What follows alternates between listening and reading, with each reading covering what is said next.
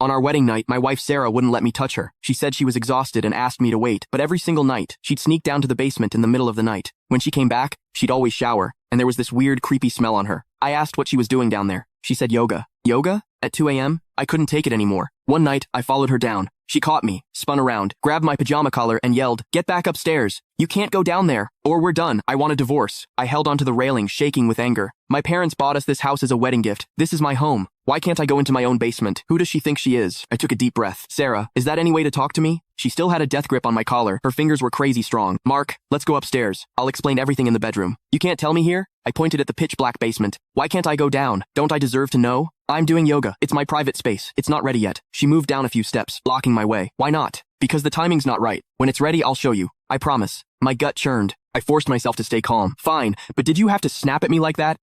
She bit her lip. I got a little worked up, okay? You know how I am, I'm blunt. You're used to it. I scoffed and headed back upstairs. Fine. I'd check it out tomorrow when she left for work. Back in bed, I tossed and turned. Something was definitely up with that basement. Something big. Was Sarah hiding a secret? I looked over at her. She was awake too, staring at the ceiling. I thought back to when she first asked me out. I was shocked. She was gorgeous. Tons of guys were after her. And me? Just an average-looking dude. What did she even see in me? She said she liked that I was kind, quiet, and that I made her feel calm. I believed her. But if that was true, why did she push me away every night? I'm her husband. Was this normal? I couldn't help it. I reached out to touch her cheek. What are you doing? She jerked away like I'd burned her, looking at me with pure disgust, like I was something gross. It hit me. I turned away, furious, but I couldn't let it go. If she didn't have feelings for me, why'd she ask me out? Why'd she marry me? I turned back around. You said you needed time, that we couldn't be close yet. I get that, but why freak out when I barely touched you? How many times do I have to explain? It's psychological. I'm looking for a therapist, aren't I? Just be patient. She picked up her phone and tapped my shoulder with the back of it, wouldn't even use her hand. Mark, please, just give me 6 months. I promise things will be different. She tapped me with her phone. Was I that disgusting to her? Could I even trust her? But what choice did I have? I sighed and rolled over. The thing is,